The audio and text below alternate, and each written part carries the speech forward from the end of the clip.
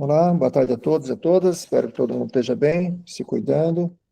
Bom, hoje a gente tem mais um seminário do Grupo de Dinâmica Orbital Planetologia e vai ser do Dr. Gabriel Boderes Mota.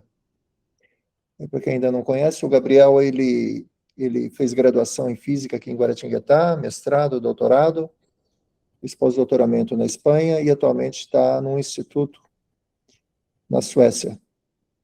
E vai falar sobre um projeto que ele vem desenvolvendo. Então, por favor, Gabriel, pode compartilhar a sua tela. Uhum. Ah,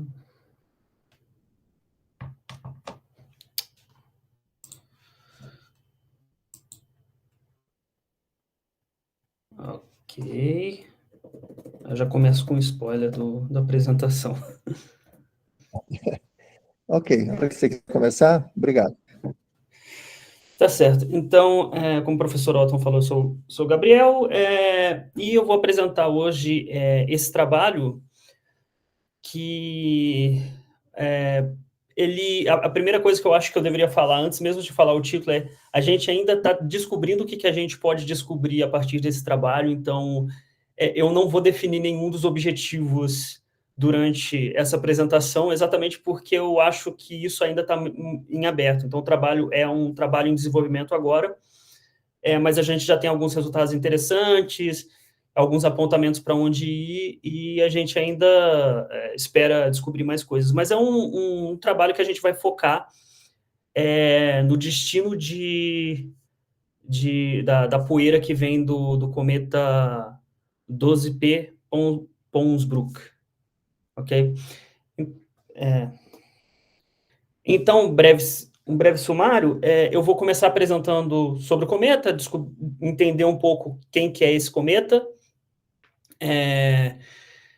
também um pouco do porquê que a gente está trabalhando com ele. Eu vou apresentar um trabalho anterior que foi feito, algumas coisas desse trabalho anterior, que ele serve um pouco de inspiração. Ele não sou eu que estou nesse trabalho, mas algumas das pessoas que estão trabalhando nesse novo projeto estão nesse projeto anterior, que é do cometa, sobre o cometa 17P.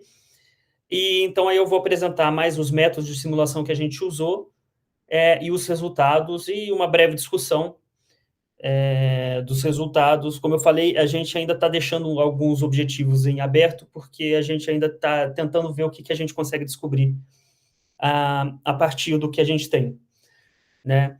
Então, o cometa 12P, ele é um tipo Halley, então é um cometa de excentricidade enorme, tem um período orbital de 71,31 anos, tem uma inclinação alta também, né? Tem uma estimativa de um raio de 17 quilômetros, não tem, eu não encontrei, e tanto é que no trabalho a gente não usa isso, nenhuma estimativa de massa desse cometa. E uma coisa interessante é que ele teve a passagem pelo periélio, a última passagem do periélio dele foi recente, ele passou em abril, até eu acho que antes de começar o seminário tinha algum comentário de alguém que conseguiu observar o cometa.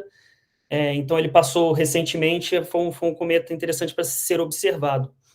E o que o pessoal observou, assim, já que aproveitando a passagem desse cometa, foi alguns outbursts, né? Que são aquelas, tipo, você tem o outgassing, que é o normal, né, do cometa ejetando partícula, mas você tem aqueles momentos em que ele muda muito drasticamente de magnitude aparente, né, de magnitude, porque tem uma grande explosão e com isso ejeta bastante material, né?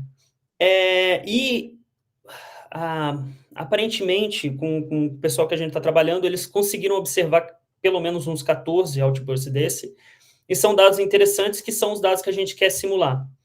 Porque, então, agora nós temos um cometa que ele tem uma atividade um pouco prevista, que é a de outgassing, mas também tem alguns outbursts que foram gerados. E hoje é um negócio que o pessoal está estudando bastante, tanto é que, como eu falei, teve esse trabalho anterior, em que foi feita a mesma coisa, eles conseguiram observar os outbursts do cometa 17P Holmes em 2007, e através de simulações, até com ORCID, né, usando esse método de integração, eles conseguiram ver que essas partículas ejetadas nesse momento, elas tenderiam a se concentrar no mesmo ponto do outburst em 2022, né? Então, tipo assim, tendo observado esse outburst, eles simularam eles evoluíram o material usando essas datas e observaram pela simulação que eles teriam uma condição interessante de tentar fazer observação desse material ejetado em 2022, e eles propuseram isso, e de fato aconteceu. Eles conseguiram observar esses arcos de material que foram ejetados exatamente durante esses outbursts. Então, um pouco inspirado nisso, nós vamos tentar fazer a evolução agora do cometa 12P. Para isso, a gente deu uma calibrada no modelo, só que agora a gente não está usando mais o ORCID, a gente está usando o Rebound X. Então, a gente reproduziu mais uma das simulações que eles fizeram com o Rebound X só para calibrar, né? Com essa simulação a gente consegue colocar pressão de radiação solar, então a gente consegue também trabalhar com partículas de diferente tamanho, o que também é de certa forma interessante, porque você pode ver como que a estrutura em si ela vai se comportar. Só que aí a gente vai passar por alguns outros problemas quando a gente fala sobre isso, porque o tamanho interfere muito nessa evolução, mas prever exatamente o tamanho das partículas ou modelar isso não é uma coisa tão simples, tá? Bom, então agora tem um modelo, a gente mais ou menos tem um código ali que a gente pode tentar reproduzir, agora a gente vai tentar, como eu poderia dizer, deixar um pouco mais, calibrar um pouquinho melhor, ou refinar melhor esse modelo, tá? Então, a gente vai, na realidade, tentar simular tanto o outgassing quanto o outburst. O outgassing tem alguns modelos.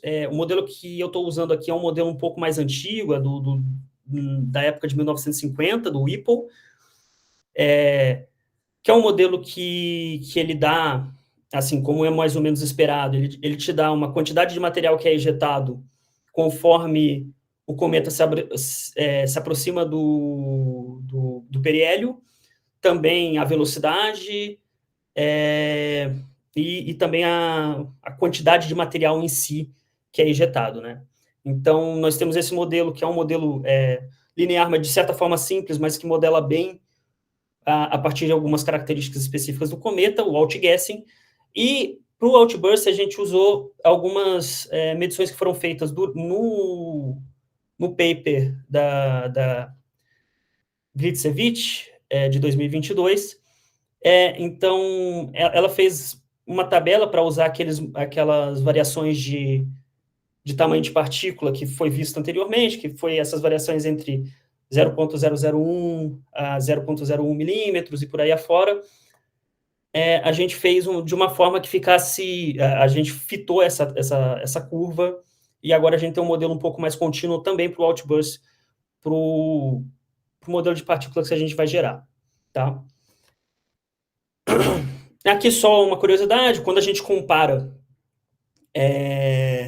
os dois modelos, ele tem uma certa diferença quando a gente está falando de outgassing e quando está falando de outburst, apesar de que tem poucos dados ainda para conseguir cravar que isso é de fato verdadeiro, mas é uma coisa de se ter atento. Você tem um comportamento um pouco diferenciado quando você trabalha o tamanho de partícula e a velocidade que ela é ejetada com dessas duas diferentes formas, tá? Só importante lembrar, né? quanto menor a partícula, maior a velocidade que ela está sendo emitida. Como a ideia, em geral, é porque a gente observa mais é o gás, então a estimativa é pela pressão gerada. Então, você tem uma aceleração maior se você tem uma partícula menor, com massa menor, nessa pressão gerada pelo gás que está saindo do cometa. Certo, então agora com esses dois modelos, a gente teve que formular uma estimativa de tamanho de partícula, de quantidade de tamanho de partícula. Não tem um modelo tão bem calibrado, então, para a gente conseguir ter uma visão do geral do que acontece com as partículas, com tamanhos diferentes, então a gente meio que criou um modelo que ele é contínuo, mas numa escala logarítmica, tá? Então, a gente vai ter uma quantidade mais ou menos equivalente em ordens diferentes de tamanho, ok? Então, com isso, a gente consegue observar tanto partículas que são muito pequenas quanto partículas que são muito grandes. Apesar de a gente não ter um modelo que descreva muito bem a quantidade de cada tamanho de material que é ejetado do cometa.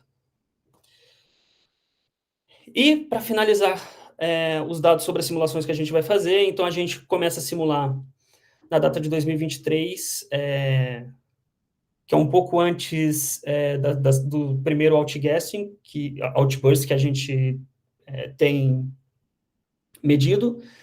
A gente vai simular por 70 anos, um pouco menos do que o período orbital.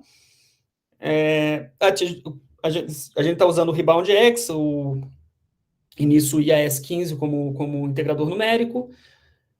Estamos simulando agora 10.000 partículas, usando o Sol, os 8 planetas, porque como a órbita do cometa, ele basicamente cruza o sistema solar inteiro, a gente incluiu todos os planetas, e o cometa não tem massa, e a gente está usando um time step de 4 dias para gerar os dados que a gente vai gerar, ok? Então, aqui, agora, vendo o outgassing, né? Então, essa é a primeira simulação. Tem a simulação, os 3 painéis, eles são a mesma simulação, só que a gente está dando zoom um pouco diferente. Num, a gente está dando zoom no cometa, no outro, no sistema solar interno, e no outro, no sistema solar externo. Então, dá para ver que você tem as partículas ejetando e saindo conforme o cometa vai se afastando do Sol, né, do periélio dele. Deixa eu passar um pouco o vídeo, porque a simulação é um pouco grande.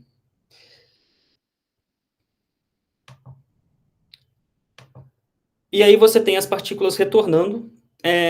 Dá para notar onde, no terceiro painel, né, no painel mais à direita, que as partículas já estão chegando ali no sistema solar muito antes do cometa chegar. O cometa está ali onde está escrito Ponsbrook, tá? Então, essas partículas os meteoroides ejetados pelo efeito de outgassing, eles vão se espalhar bastante.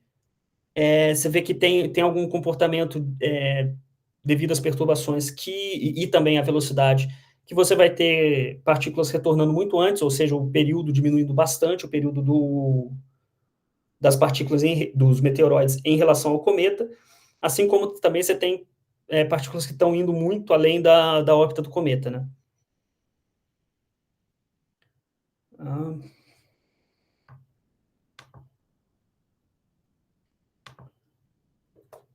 Ok.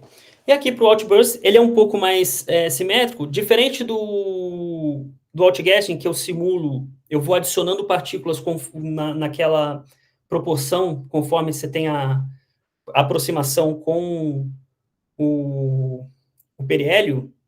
No outburst é meio que instantâneo. Eu faço, basicamente, nos dois casos eu uso esferas em que as partículas estão distribuídas simetricamente na área da esfera, mas no outburst todas as partículas são ejetadas ao mesmo tempo, só que com a velocidade do outburst ela é bem maior, na realidade, em comparação com o outgassing. Então, você tem um efeito um pouco diferente, você vê que a marca dela, ela fica um pouco... Ela fica, na realidade, bem diferente, ela fica um pouco mais concentrada, mais larga, quando você olha no terceiro plot. E também você vê que não tem muita partícula que mantém, depois de um tempo, perto do cometa, né? E, novamente, o cometa ainda está aqui, ó, quase pouco depois da metade da órbita dele, mas já tem partícula aqui cruzando, ok, partículas cruzando aqui o sistema solar interno. Certo?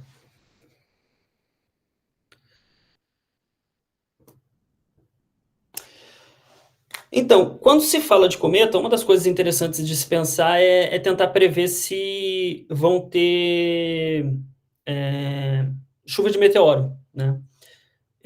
E tem alguns métodos que o pessoal utiliza, às vezes, para ver, às vezes ligado a um nodo e tal. E aqui a gente está propondo está criando, não criando, mas propondo um método um pouquinho diferente, tá? A gente vai usar um conceito que já é também utilizado bastante, que é o MOID, que é o Minimum Orbit Intersection Distance, ou seja, o ponto, quando você pega as duas órbitas, o ponto em que você tem a maior proximidade entre as duas curvas, né?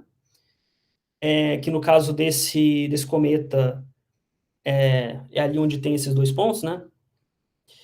Então, o que a gente vai pegar esse conceito que a maior proximidade é aqui, e a gente vai focar o nosso olho aqui e ver se as partículas estão se aproximando da órbita da Terra exatamente nesse ponto aqui.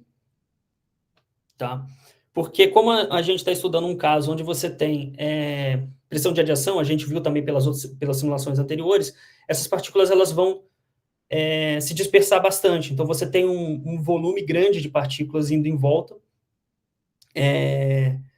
que mesmo que o cometa não chegue a se aproximar da Terra, pode ser que essas partículas se encontrem, chegam a colidir com a Terra, né? Então, você vai ter o rastro do cometa, ele vai ser bem maior do que a própria órbita do cometa. Então, já que a gente vai pensar focar nesse ponto, então a gente está pegando aqui esses pontos, tá? Que não é o cometa e não é a Terra, que é o ponto na órbita do cometa, de maior proximidade com o ponto da Terra, de maior proximidade com a órbita do cometa, tá? Então, são esses dois pontos, são os pontos do MOID que eu estou usando aqui, e eu vou ter partículas, partículas que vão cruzar essa região. Então, em vermelho, digamos, num T menos I, menos 1, e em verde um T mais 1 na minha simulação. Então, eu estou tratando aqui de partículas que estão cruzando a região desses dois pontos. Certo? Então, elas vão do sentido do vermelho para o verde. E a melhor forma é você de ver quando elas estão cruzando, estudar um pouquinho melhor, é você pensar numa seção que será interceptada por esse cruzamento, tá? Então, eu estou definindo aqui um plano no ponto de MOID do cometa, que ele cuja normal desse plano é a velocidade do ponto de MOID do cometa, tá? Então, o ponto de MOID do cometa, ele define o ponto do plano, e a velocidade do ponto de MOID do cometa, ele define a normal do plano. Então, nós temos esse plano que cruza, que está nessa região aqui. Então, com isso, a gente vai conseguir ter os pontos de cruzamento dessa região, certo? E com isso também a gente vai conseguir, por exemplo, medir a distância desses pontos quando estão cruzando a região que eles estão do cometa. Quando a gente pensa agora no plano, a gente vai ter, nesse plano, a Terra num ponto, o cometa no outro, e esses pontos passando. Se a gente pensar que, de uma forma um pouco simples, que essas partículas vão se comportar, quando você pega todo esse conjunto, elas vão se comportar como um toroide. Então, é como se a gente estivesse fazendo um corte transversal nesse toroide, e a gente vai observar o fluxo dessas partículas nesse corte, certo? Então, pensando que seja um toroide, pensando que isso seja simétrico, se a gente pegar a maior distância entre os pontos que estão cruzando isso, então a gente vai ter como se fosse a distância entre o cometa e os pontos. Se a gente pegar a maior distância, a gente teria como se fosse esse raio desse toroide. Então, um bom indicativo de que teria chuva de meteoros seria se o raio desse toroide englobasse a Terra, ok? Então, mais ou menos essa é a ideia. A gente está pensando no rastro do cometa como se fosse um toroide, está pegando um corte transversal, onde nós temos a maior aproximação entre o cometa e a Terra, ou seja, o ponto onde eles estão mais próximos, e está vendo como é que essas partículas vão se comportar ali, se elas vão poder cruzar a região da Terra. E aí a última coisa que vai precisar para ter uma chuva de meteoro é a Terra passar por esse ponto, enquanto essa seção transversal tem um raio que englobe a Terra. Então, aqui é a simulação desse raio transversal. Então, na simulação de cima, a gente vai ver... Agora a gente está tratando só do outgassing, tá? Na simulação de cima, a gente vai ver o ponto da Terra, ele se movendo. Você tem o ponto do cometa. Então, o MOID, esses pontos esses pontos de MOID vão se mover por causa das perturbações que as órbitas do cometa da Terra podem sofrer. Então, tem esse movimento normal. Como eu estou pegando como ponto de referência o cometa, então quem vai se mexer vai ser o ponto da Terra apenas. Então, eu estou sempre colocando como referência o ponto do cometa. E aí, no plot, no painel da esquerda, a gente está vendo isso em cada momento que vai acontecendo. Então, tipo assim, quando cruzarem ali as partículas, vai aparecer só vai aparecer no da esquerda, e no da direita ele vai ficar concentrado. Então, quando ela cruzar, ela aparece uma vez só no da esquerda, e no da direita ele vai ficar ali, então vai desenhando conforme for passando o tempo, tá? E no plot de baixo, eu tenho essa medida da distância, em laranja, agora eu estou falando do gráfico de baixo, no painel de cima, tá? Eu tenho, em laranja, é a distância máxima para esse raio, e em azul eu tenho o MOID da Terra, tá? O MOID do cometa. O MOID, na realidade, entre o cometa e a Terra. Então, é essa distância. Então, se essa distância laranja, que é a maior distância da partícula, cruzar esse MOID, então, teoricamente, a gente pode ter chuva de meteoros. As linhas pontilhadas em cinza são momentos em que a Terra está cruzando o MOID, tá? Então, vai acontecer uma vez a cada ano, mais ou menos. Então, é isso que representa a linha em cinza. Então, se a linha laranja cruzasse a linha azul, no momento em que a linha cinza também tivesse por trás, a gente teria uma chuva de meteoros. E embaixo, no painel de baixo, em azul, eu tenho a quantidade de partículas. Como no início, você tem toda a ejeção das partículas ali perto do MOID, aí passa pelo MOID, então elas ainda estão muito próximas do cometa, eles passam tudo de uma vez ali naquela primeira pontada. E tanto é que a marca que ainda está aparecendo no vídeo, no painel da direita, ela é desse momento, tá? Então elas passam com uma distância, chegará até passar com uma distância maior, porque você tem essas ejeções que vão acontecendo um pouco antes, e aí eles passam assim quando o cometa está passando pela primeira vez. E depois a gente vê quando está retornando. A gente vê também que essas partículas elas vão num crescente, né? Então, quando retorna ali pelos 49 anos, 45, e aí vai aumentando a quantidade de partículas que vai cruzando a região. A gente ainda está nos 50. Peraí. Então, agora a gente já começa a ter mais partículas aqui. Deixa eu só adiantar um pouquinho mais.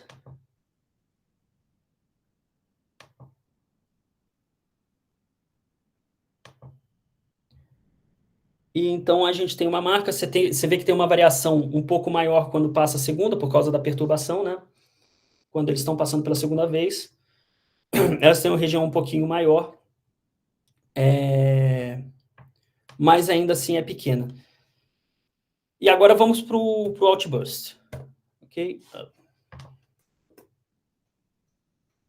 Agora a mesma coisa da simulação, então com o Outburst ele já sai com uma velocidade alta, então ele já sai um pouco mais espalhado, né? E aí, quando olha para baixo, ele também está um pouco mais igualmente distribuído. Então, começa a chegar bem antes, as partículas começam a voltar e cruzar a região de Moid ali pelos 34, 35 anos, e a ocorrência desse cruzamento, ela não vai numa crescente como anteriormente, ela vai quase que constante o tempo todo, né? O número também a gente vê que tem uma variação ali, mas o tamanho o tamanho desse círculo na seção de corte, ele é mais ou menos constante. Nos dois casos, a gente não teve cruzamento dessa região do toroide com o da Terra. Recentemente, a gente achou um trabalho que bate um pouco com essa ideia, porque o pessoal foi tentar simular uma chuva de meteoros desse cometa para voltar para trás, eles tiveram que voltar coisa de alguns milhares de anos para a perturbação ter sido suficiente para chegar na região da Terra. Então, como foi só uma órbita, como foi só um período orbital do cometa, é meio que esperado. Agora, já começou a passar de novo, mas vamos ver mais ou menos como é que ele vai aparecendo. Você vê que ele vai cruzando mais ou menos a mesma região, só que tem um ponto, tem uma estrutura um pouco diferenciada. Como está cruzando muito mais partículas, a gente consegue ver. Parece que tem uma região, como é que é? Uma região de vácuo ali perto do cometa. E essa região, na realidade, se observar por um bom tempo, ela não só ela começa pequena e aumenta, como ela também vai migrando ali para, digamos assim, para mais próximo da Terra, tá? A estrutura, no final, ela cresce muito pouco depois de uma órbita do cometa, devido à perturbação, então não tem grandes variações. E como eu comentei anteriormente, a princípio, nem os meteoroides ejetados por outgassing, nem os meteoroides ejetados por outburst, pelo menos em um período orbital, chegariam a criar uma chuva de meteoros na Terra. Tá? Para ter uma comparação um pouco da diferença dos dois fenômenos, ali no centro, em laranja, dependendo do computador, talvez seja em vermelho, nós temos os meteoroides que foram ejetados pelo processo natural de outgassing, e em azul ou roxo, tem os meteoroides ejetados por outgassing. Então, alguns comentários interessantes. As partículas que foram ejetadas pelo outburst e outgassing, eles têm comportamento bem diferentes, eles também vão ter tamanho diferente, então são dois fenômenos que eles têm suas particularidades. Então, para estudos do cometa, seria sempre interessante estudar os dois juntos ou separadamente, né? Essa diferença vai interferir tanto na possibilidade de chuva de meteoros, também como no período que vai levar para chegar, como também no fluxo, né, no volume da chuva de meteoros. E isso é interessante porque uma das coisas que, com esse tipo de estudo, que a gente quer tentar ver se seriam exatamente outgassing que conseguem criar umas variações de fluxos em chuvas de meteoros já bem conhecidas. Então, tanto agora a gente simula para frente, também pode ser feito para trás, entendendo mais ou menos como esse fenômeno acontece a partir do que a gente observa agora, a gente pode tentar, como foi feito anteriormente, só numa ideia, mas a gente pode tentar, como é que estimar fenômenos de outgassing que ocorreram e que geraram fluxos de variações no fluxo da chuva de meteoros que a gente está observando. Como passos futuros, a gente pretende estudar exatamente como é que funciona essas variações de fluxo, mas primeiro a gente tem que fazer essas chuvas de meteoros acontecerem. A estimativa é que a gente precise simular isso por um tempo bem maior. A gente está fazendo isso. Também estamos tentando aumentar o número de partículas. Esse tipo de simulação, o grande problema é que você realmente precisa de um número muito grande, porque para estimar ou ter uma noção desse material que é injetado num espaço tão enorme, se precisa de algumas técnicas, tanto de número muito grande de partículas, como também algumas técnicas de estatística, né? E eu acho que no mais é isso. Os passos futuros são esses. Como eu falei, é um trabalho um pouco em aberto, a gente ainda está tentando descobrir o que mais a gente consegue ver com essas simulações. E no mais é isso. Obrigado pela atenção. Obrigado, Gabriel. Agora a gente está aberto a perguntas, comentários. Alguém quiser fazer algum comentário, alguma pergunta? Não, eu queria comentar, que na verdade eu queria perguntar, eu não sei se eu não peguei exatamente no começo, você se baseia em observações, correto? Sim. E aí, quando ocorreu um outburst, um outgassing, quer dizer, o outgassing é considerado outburst, eles ocorrem em determinados momentos. Vocês lançaram as partículas nessas posições da órbita, correto? Exato. Eu estou, no caso, nessa simulação, eu estou fazendo de apenas um dos outgassing. Eu não comentei, mas a ideia também é fazer a simulação de todos que a gente tem. A gente tem bem medidos 14 outgassing dessa última passagem do 12P. Então, a ideia para simulações futuras, por isso também a gente vai precisar de muito mais partícula, né? É fazer a simulação dessas 14 passagens. Até interessante que uma das ideias, assim, eu tô começando já a formular isso daí também, dá para a gente tentar equilibrar, já que a gente vai comparar isso. Então, para variações maiores, ou seja, para outgassing mais potentes, a gente vai acrescentar um número maior de partículas, e para menores, menos partículas. Então, a gente pode ter uma ideia um pouco do fluxo. Tudo isso é meio complicado, porque tem muita coisa no estudo de cometas que ainda está, que é um buraco ainda. Como eu falei, uma estimativa de quantas partículas de cada tamanho está sendo ejetado, isso daí é uma coisa que a gente não tem, né? São coisas que ainda são gaps que se tem. Então, e outra coisa de se fazer esse tipo de simulação é isso. A gente também tem uma ideia de tentar, com essas simulações numéricas, talvez achar o caminho para responder algumas perguntas sobre a forma que os cometas estão ejetando as partículas, os meteoroides. Ok. Porque eu estava pensando, quer dizer, dependendo exatamente onde ocorre o outburst, né, você vai ter momentos, a proximidade do Sol vai ter um efeito maior, né, da pressão de radiação. Então, mesmo tendo a mesma intensidade, dependendo do local onde ocorre, isso vai ter uma evolução diferenciada, né, para cada local você vai ter um efeito. Uhum. Ok. Bom, estamos abertos aqui. Fabrício, por favor, pode fazer a sua pergunta. Boa tarde, estão me ouvindo? Sim. Sim. Parabéns, Gabriel, pela apresentação, muito bacana, né? Gostei bastante. Eu, como observador, eu sou ex-aluno do Nelson, né? Nelson Calegari, né? Inclusive, eu conheço o Paulo, estudei com ele, né? Aqui na Unesp de Rio Claro. Agora eu estou na escola aqui, né? Eu já sou professor do ensino médio e fundamental. E eu observo bastante cometas, né? E interessante que eu consegui observar com muito trabalho, né? Aqui de Rio Claro, São Paulo, no dia 21 de abril, que foi justamente o principal dia, né? E eu publiquei a foto do meu Instagram e logo depois eu consegui ver nas notícias que ele teve realmente essa mudança, né, de aspecto, aparência, mas só que eu uso o telescópio refletor de 200 milímetros, né, ele é até um bom telescópio, né, de médio porte, Mas na observação com esse modelo de telescópio, eu só consegui ver realmente um borrãozinho tênue, né?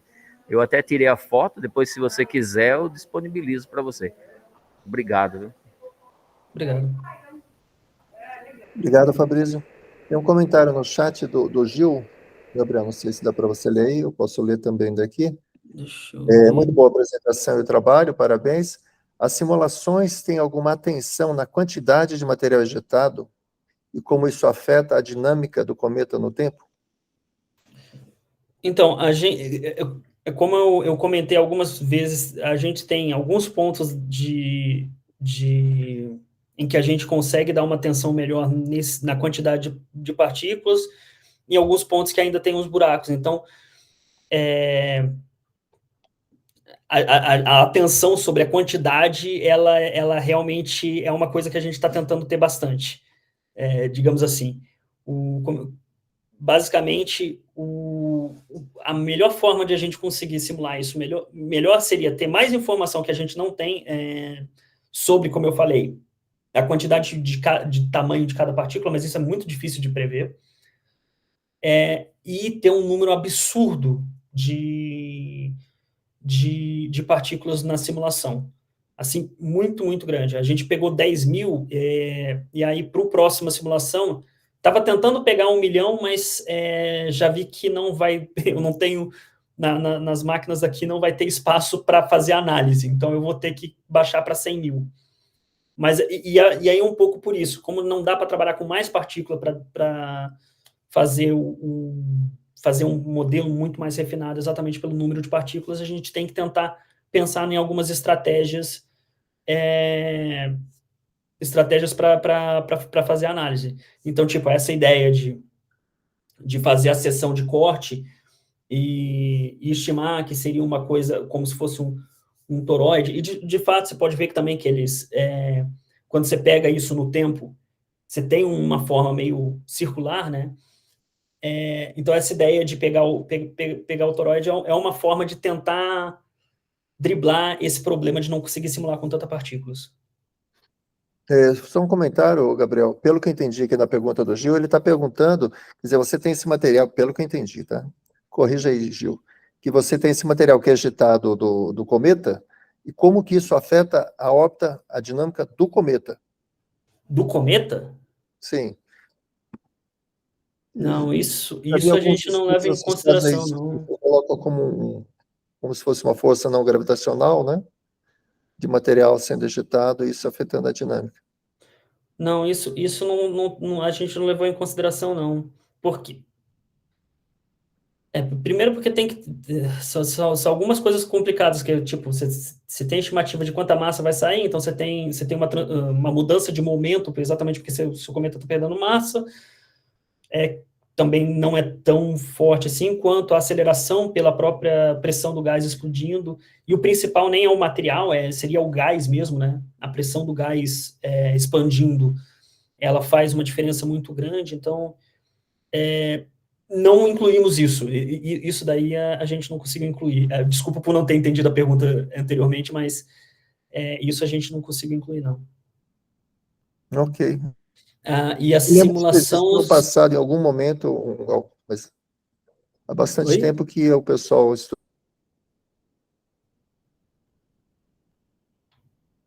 Perdão?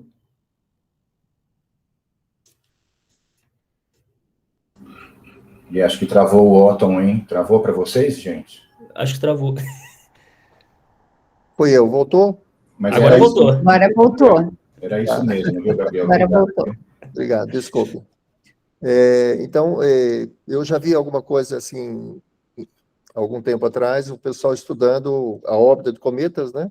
E aí uma correção que era colocada era exatamente efeito não gravitacional devido a essa ejeção de material. Produz alguma correção, mas não é uma coisa assim fundamental. Tanto é que a aceleração estranha do Oumuamua, eles tentaram ver se podia ser uma aceleração exatamente do tipo de atividade cometária, né? Mas não deu, pelo menos para um cometa convencional. Era muito alta a aceleração Uhum. produzida, né? Ok. Alguém mais? Mais alguma questão? Josué, por favor. Tudo bem, Josué? Tudo certo. Obrigado, Gabriel, pela apresentação. Foi bem interessante o seu trabalho. Ainda nessa discussão que vocês estavam fazendo, pensei, né? Eu ia fazer uma pergunta em relação a isso, acerca de, talvez, né, nas suas simulações, se é possível você talvez considerar um range, né, mínimo de partículas e tamanhos que são injetados em um máximo, e com isso você talvez fazer uma estimativa de quanto a evolução orbital poderia ser afetada pela diferença de massa, né, que perde, né, dentro desses limites, assim, razoáveis, dentro de, talvez, conciliar com observações de outros casos, outros tipos de cometa que estejam disponíveis, dados, né, e talvez conectar isso com uma taxa de limpeza, né, que o planeta, por exemplo, a Terra vai fazendo da nuvem, talvez, por essa taxa de limpeza, fazer uma estimação reversa de quanto de material é limpo, e aí, dado que você observa, você tenta estimar quanto de material foi injetado para ter aquela população atual de detritos ali que o planeta atualmente a gente observa limpando. Então, não sei se fica clara a minha pergunta, mas era uma questão mesmo de ter esses dados de observação da taxa de limpeza de planeta, de atividade, outgassing e bursting nesses cometas, e talvez com isso talvez criar limites mínimos e máximos de quantidade de matéria ejetada que talvez poderia, ao longo do tempo, como se fosse um efeito Yarkovsky, mas aí não de pressão de radiação, mas seria no sentido de perca de material, modificar toda a história da evolução orbital do cometa.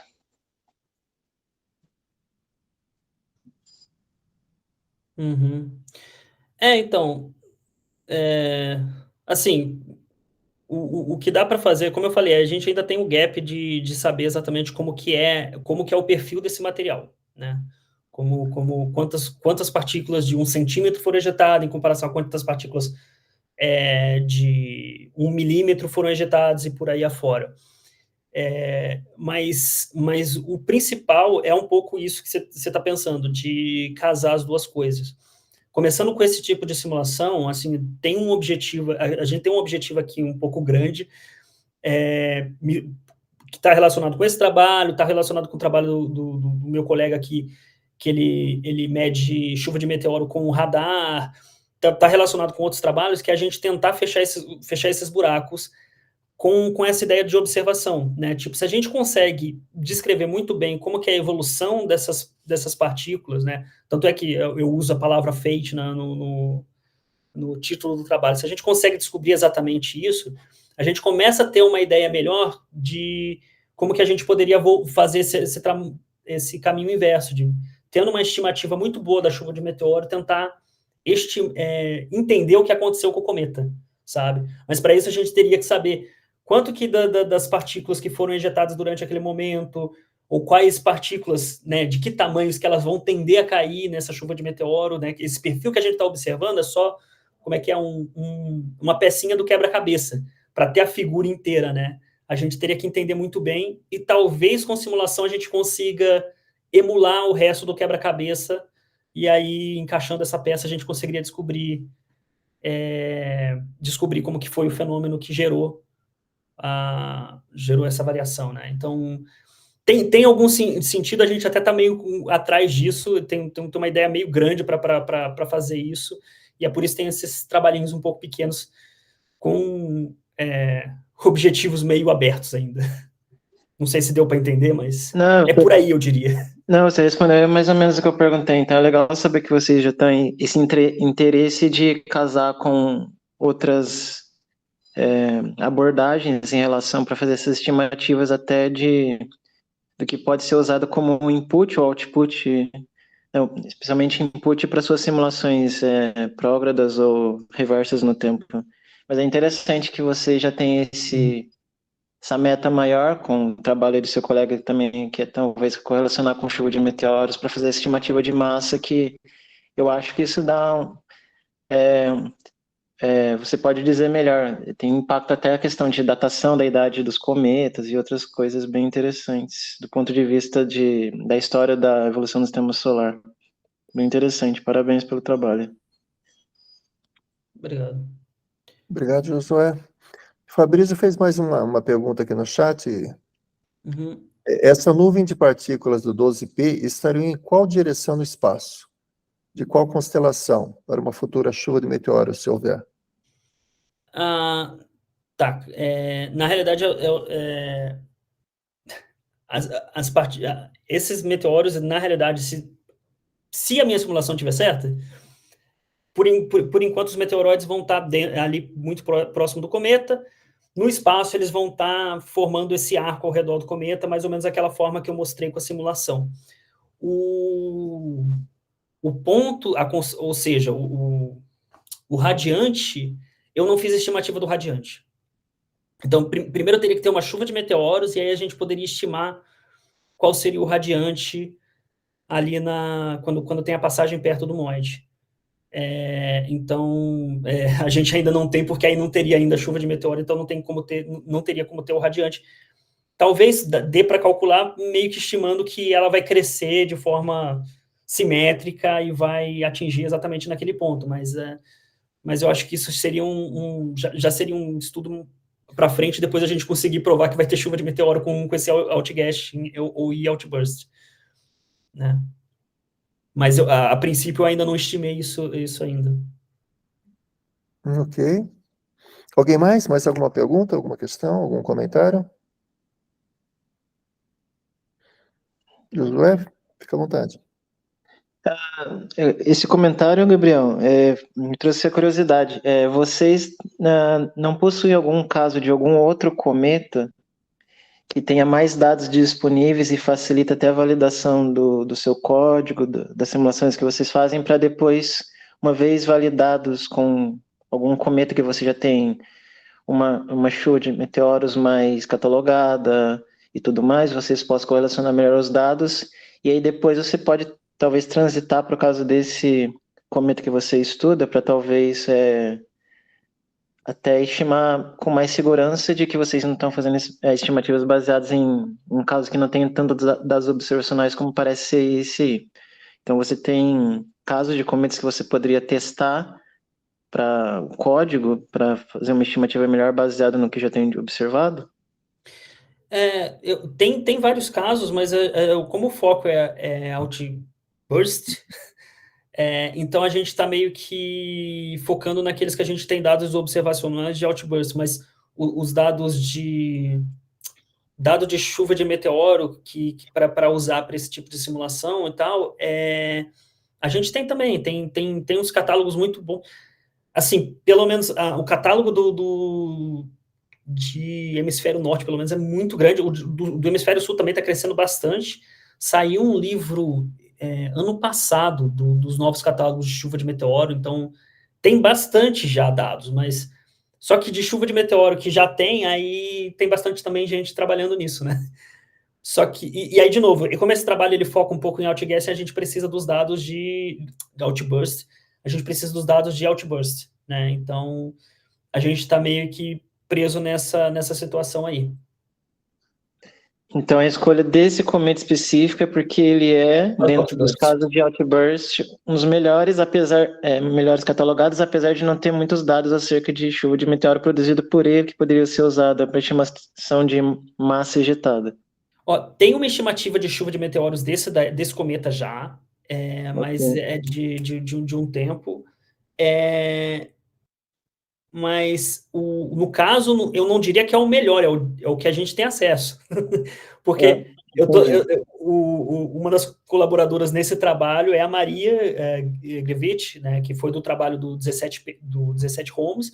Então, ela que tem toda essa parte da observação dos outgases, então, tipo, dos outbursts. Então, assim, eu tenho acesso a esses dados, principalmente, porque tá no grupo aqui, entendeu? Então, eu não parei ainda para dar uma olhada se tem algum estudo com mais informação ou melhor informação do que esse. Sim, eu entendi. Seria interessante, talvez, perguntar para ela o porquê da escolha desse caso, desse cometa, e se seria possível ter acesso a um outro cometa que representa o que vocês querem estudar e talvez ele facilite. Talvez ela escolheu porque tem mais dados acessíveis, mas... José, esse é dado fresco, saca? Dado fresco, tipo, ok. os Outbursts começaram no final do ano passado e terminaram no início desse ano. Então, é porque é dado fresco, então, tipo, tem esse ponto também, sabe? Ok, entendi. Tá certo. Ok, obrigado, José. Obrigado. Mais alguém? Mais alguma colocação? Então, agradecer novamente o Gabriel. Muito obrigado, Gabriel. Projeto interessante. Quando você tiver resultado, você volta aí depois para mostrar aonde chegou, o que deu. Beleza. Obrigado. Várias pessoas aqui parabenizando. Então, muito obrigado.